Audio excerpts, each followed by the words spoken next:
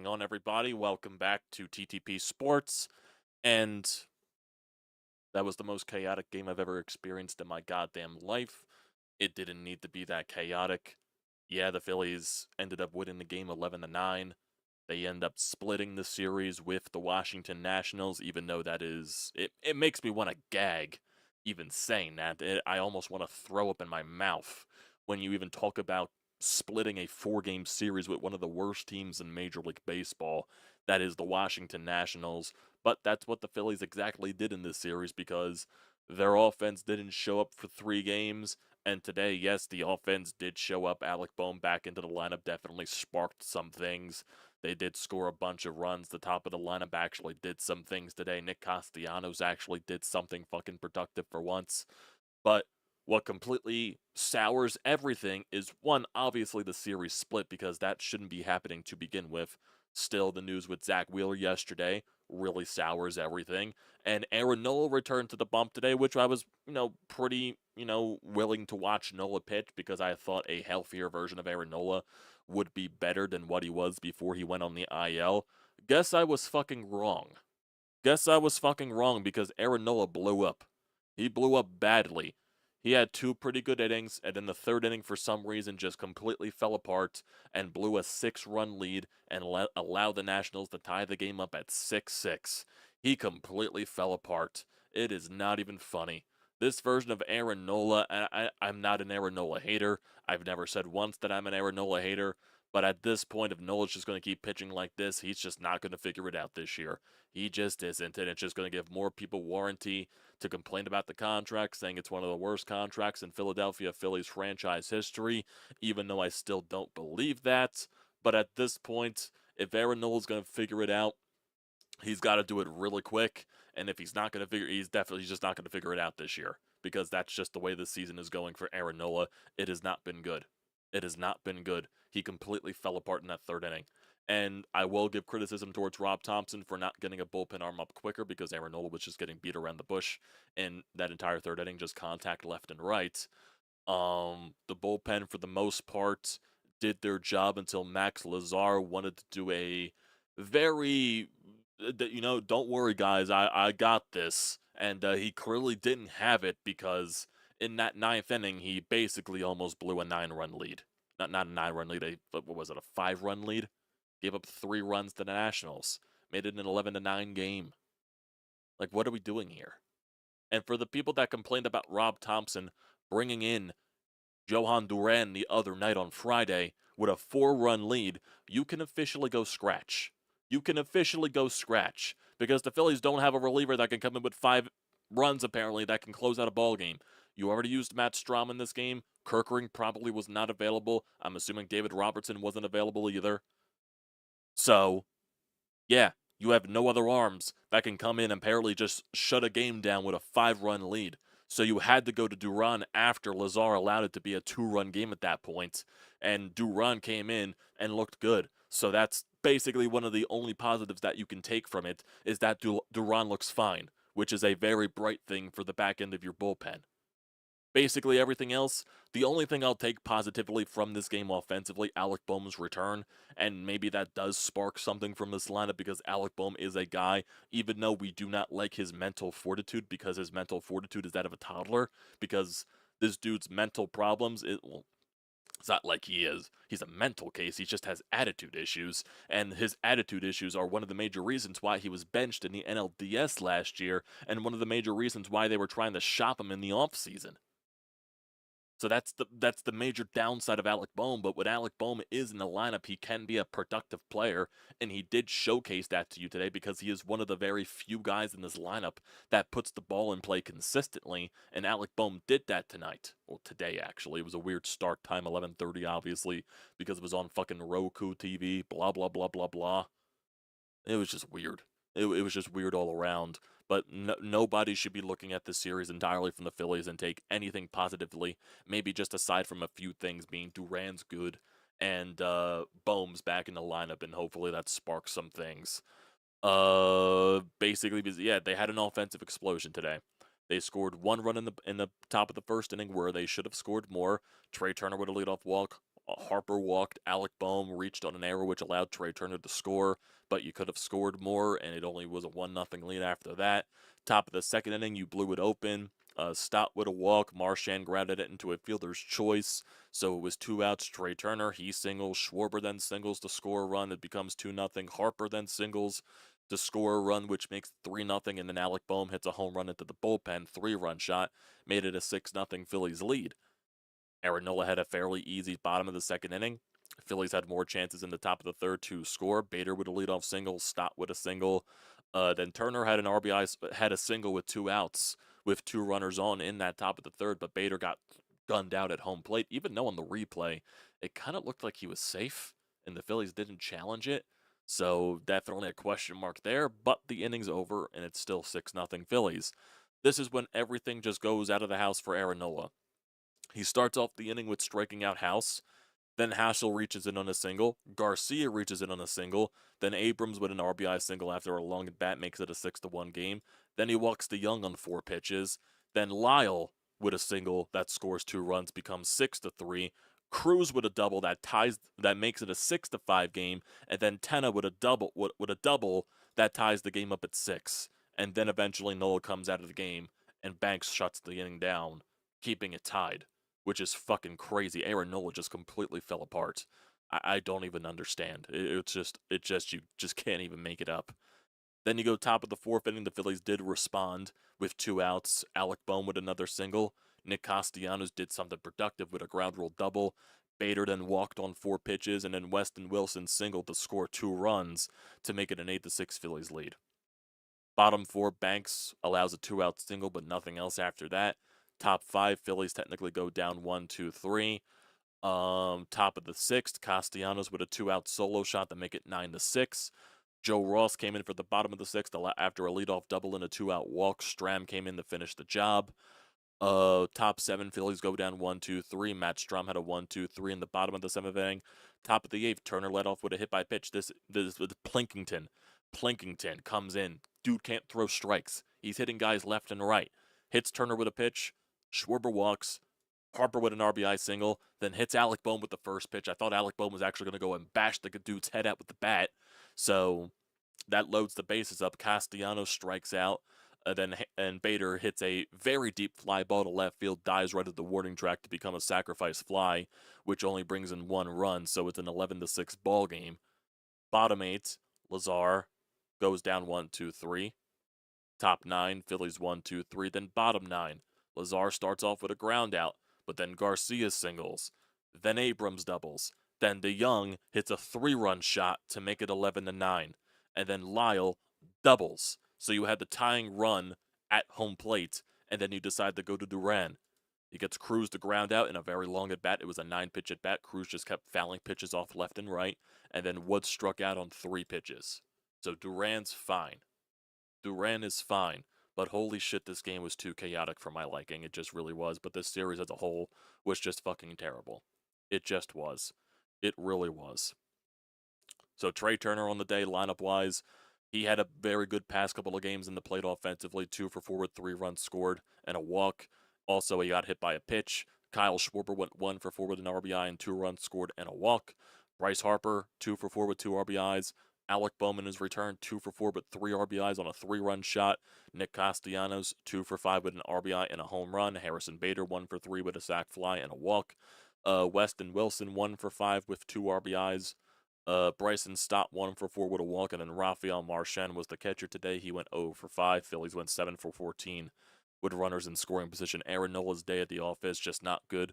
2 1/3 innings, 7 hits, 6 earned runs, 1 walk, 4 strikeouts on 53 pitches.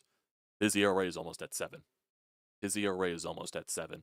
I thought a healthier version of Aaron Nola coming back would be a good thing for this team. Now, granted, there's still a lot of time for him because, you know, he hasn't pitched in Major League Baseball for a little bit, so maybe there's still a little bit of an adjustment right there. We'll see in his next start when he makes that, but Aaron Nola at this point, if it just continues being like this, he's just not going to figure it out this year. He just is not. Now, that doesn't mean I'm giving up on the Aaron Nola experience like a lot of people are already, because a lot of people just hate Aaron Nola, but I am willing to admit when The dude just probably isn't going to figure it out this year. And that's another fucking downside to this Phillies team if you considered having any slither of hope having them doing anything in October. Now you're down Zach Wheeler, who most likely is not going to pitch the rest of the season. I don't care what people are saying. Oh, they haven't given you a timetable yet. Blah, blah, blah, blah, blah. Stop being a Twitter doctor and all that stuff. It's a blood clot. They're unpredictable. The most important thing for Wheeler at this point is just focus on getting healthy. Baseball should be a secondary thing. So I'm not even concerned about Wheeler coming back to pitch this season. Just let him focus on getting healthy because blood clots are so unpredictable. They could be minor things, they could be major things. You just don't know. He's coming back to Philadelphia today to do more testing to get more further details on this blood clot and where the treatment process has to go. And I'm sure the Phillies are going to give him the best, find a way to give him the best treatment possible. So I'm sure for a fact he will be fine eventually. I just don't think it's the right thing to force him to come back this year to pitch. I just don't think that's the case, in my personal opinion. Tanner Banks was good out of the bullpen. An inning and 2/3, 2 strikeouts. Joe Ross, an inning and 2/3, 1 hit, 1 walk. Matt Strahm was good out of the bullpen, 1 and a third innings and 1 strikeout. Lazar, he had a good 8th inning, but then just completely fell apart. Go figure. 4 hits, 3 earned runs on a home run, and then Duran had to get the final 2 outs for the save. Just unbelievable, man. Just unbelievable with this Phillies team. It's annoying. It's really just annoying. It really, I just can't stand watching this team anymore. I'm sorry if I'm just coming across as like so obnoxious, so obnoxiously negative over the past few days after, actually feeling good about this team after they were playing pretty good baseball during that 4-game winning streak when they swept the Texas Rangers, but then it just completely fell apart from there because then they just started, oh, nope, it's the same old Phillies. It's the same old Phillies because, in the back of your mind, like I was trying to like grit my teeth through the entire thing, but I actually was enjoying the product that I was getting over that stretch of time. But then just it fell apart in Cincinnati because the offense couldn't hit. And then just this series against Washington was the icing on the cake. I don't care that you won 2 games. It's a bad team. The Washington Nationals are one of the worst teams in baseball. You should be winning 3 of 4 at minimum in this series. You should be sweeping this team, but no, because your offense refused to hit for 3 of the 4 games, you end up with splitting. And that's the most annoying part of that thing. It really just is. It really is. You wasted a good outing from Taijuan Walker yesterday because you couldn't score runs, and you should have won, obviously, on Thursday. You should have won this series. You should have won this series at minimum. You should have swept this series. And now you got to play the Seattle Mariners this, next 3 days, and they have a very good starting rotation. So I can't expect much from this Phillies offense because, it's the Phillies offense. But knowing them, they scored a bunch of runs today, so that means the offense is probably going to be hot for the next couple of games, and they're going to suck people back in. They really just are. They just are. They're going to suck people back in. And then they play the Washington Nationals again this weekend, where you fucking should sweep them, but I can't fucking guarantee that. I just can't. Aaron Nola will probably be slated to pitch again against Washington next week. I would assume that's the way the thing's going because now they don't have the 6-man rotation anymore without Zach Wheeler in there. And if we're just looking with the way everything is slated out to be, Ranger Suarez will pitch the first game tomorrow. Christopher Sanchez on Tuesday, and then Jesus Luzardo on Wednesday against Luis Castillo. Ranger Suarez is going up against Logan Gilbert, who is 3-4 with a 3.31 ERA, with a sub-1 WHIP. And then Christopher Sanchez, right now, he is going up against a to-be-determined pitcher. And then, yes, Aaron Nola is slated to start that Saturday game against the Washington Nationals. And then after that Washington series, it's the series against the New York Mets. You're facing Kodai Senga, Sean Manaea, and McLean, the guy that just got called up. And went 5 1/3 shutout baseball against the Mariners. Even though he probably is going to have a start in between there, I'm not entirely sure. But you will be facing the top part of that Mets rotation. Even though Sean Manaea has not been good, he diced you up last year, so I'm not guaranteeing shit. And Kodai Senga, for as much as this guy cannot go deep in the ball games, he's still a good pitcher. He just can't go deep in the ball games. That's his major issue. That is his major issue. He has not had a game above 7 innings this year. And the last time he went 6 innings was in June. So the dude just can't stay on the field healthy. He just can't. The last time he went 6 innings was in June. Besides that, 4 innings, 3 innings, 5 innings, 4 innings, 4 and a third, 5 and 2/3. He can't go past 6 innings. That's his issue. He can't go deep in the ball games. Yeah. Then after the Mets, it's the Braves, then the Brewers, then Miami, then the Mets again, and then you're back stretch of the season in September. So you did win this game, so that puts you back 5.5 games above the Mets before they play later tonight against Seattle, where they're playing, I believe, in the Williamsport game in the Little League. So we have no idea what the hell is even going to happen there. I have no idea who the starting pitch matchup is even supposed to be for tonight's game for that series, for that recap. George Kirby against Clay Holmes. So Clay Holmes also does not go deep in the ball games. So he also blew up in his last start against the Braves. So you can't guarantee anything there. And George Kirby has been a very solid pitcher this year for the Seattle Mariners. Their starting rotation is just solid in general. So who knows what's going to happen? Who knows what's going to happen? Yeah. This team just really frustrates me, man. They just really do. I have really nothing else to say. I'm just broken. I'm just completely broken with this team. Completely broken. It's annoying. It is annoying. It is very annoying. Here's an interesting thing. The Eagles just made a trade. The Houston Texans are sending a wide receiver, John Mechie, to the Philadelphia Eagles per sources. I wonder what that's for. Wonder what that's for. Very interesting. So either somebody got injured, or there's something else more to it. Who knows? Huh.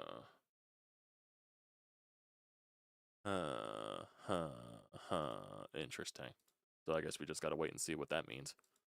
But yeah, I'm just a broken man with this team. I can't really say anything else about that. I'm just broken. I'm just very broken. I broke last night with the Wheeler news, and really, it's going to be hard for me to buy back into the team. It really just is. It really just is. Yeah, they probably still make the playoffs. Not expecting them to do much, though. Really not expecting them to do much, you know what I mean? It's just annoying watching them. So, yeah. Wow, the Reds just got a home run robbed from them, from the Brewers. And that game is still nothing. Oh, well, it is a sacrifice fly. So the Reds are now beating the Brewers 1-0 in the 7th. So wonder if the Brewers' winning streak will finally be snapped, or they'll figure it out, because the Brewers always seem to find a way to figure it out at this rate, because they just cannot figure out how to lose games. Anything else from today's game? Really not sure. Really not sure, because it is a very annoying time watching this team. It was good watching Bohm. It was. Maybe he does bring a spark back to this lineup, because he is one of the very few that puts the ball in play consistently. But it still comes back to his attitude issues. Still comes back to his attitude issues. It's the reason why he was benched in the NLDS last year against the Mets, and he was also the reason why they were shopping him in the offseason, why he was coming up in so many trade rumors. So, for like I said, Alec Bohm could be that consistent guy that puts the ball in play with runners in scoring position and probably makes your offense better by proxy at that point. Because at this point, yes, it does move guys further down the lineup where they should be, like Nick Castellanos moves further down the lineup, JT moves further down the lineup, Bader, Marsh, Stott, and all that stuff. So that definitely is an added benefit to your lineup, but it's just, really don't think it's going to do much.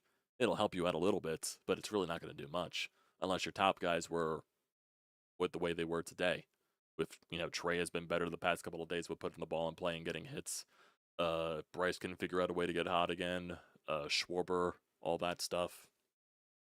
I don't know, man. I do not know. I do not know. But your starting rotation has also just taken a massive hit with the Wheeler news, and if Aaron Nola is just never going to figure it out, because that is going to make what was supposed to be a major strength of your team into a major weakness. It really just could be that case. We do have a call here on the Anytime Hotline. It's from Zach, and I think Zach was actually at the game today. because he was posting some stuff onto the Brodes Discord. So, and I think he actually also called the Alec Boehm home run before it happened. So, definitely let's get to that call from Zach, see what he has to say from today. I'm sure today was very crazy. As a spectator, that was an exciting damn baseball game. I damn sure got my money's worth, but as a Phillies fan, that was painful. Aaron Nola just got shelled, fell apart in the third inning. I mean, Max Lazar, I don't know what Rob Thompson was doing not having anybody even up with Max Lazar at 20 pitches. He gives up that 3-run shot to DeYoung. I mean, I had a fantastic time down at the yard. I'm not going to lie. You know, Alec Boehm hits that long ball, beautiful. Saw Nick Castellanos hit one, get out of his slump. Kyle, Bryce, Trey, everybody was really hitting today. Harrison Bader almost had a grand slam. He was just out in front of it. But that's how you see this team. They got to bring their closer. And I'll apologize if I'm mixing my words, if I'm fucking loaded. But, and I ain't driving. Hey, for the record, I ain't driving. But, hey, we'll just keep that in quotations. Listen, you should not have to bring your closer in a 5-run ball game. That's absolutely unacceptable. I was friggin' pissed off. If you're going to bring him, just bring him in at the start of the inning. That's how bad the rest of the guys are in this bullpen that you had to bring in Yohan Duran. Thankfully, he got the job done. My heart was pounding with James Young on deck. I mean, if we walked that guy, they would have had a chance to walk it off. But Phillies baseball, you can say what you want. It's always exciting, man. I mean, it can't always say it's a good time, but you're always on the edge of your seat. And appreciate you for your SeatGeek code, brother. Got $20 off, $70 tickets. Hell, I'll pay $70 for that any day of the week. So, and the Eagles chants suck. Y'all stop with the Eagles chants. This is Phillies baseball. All right, we got a pennant race. We got a division to win. Shut the fuck up about the Birds. All right? Worry about the Birds when we get to football season. Go Phils, baby. Peace. Oh man, that is hilarious. Yeah, there were a lot of Eagles chants down at DC this week. That definitely was very obvious.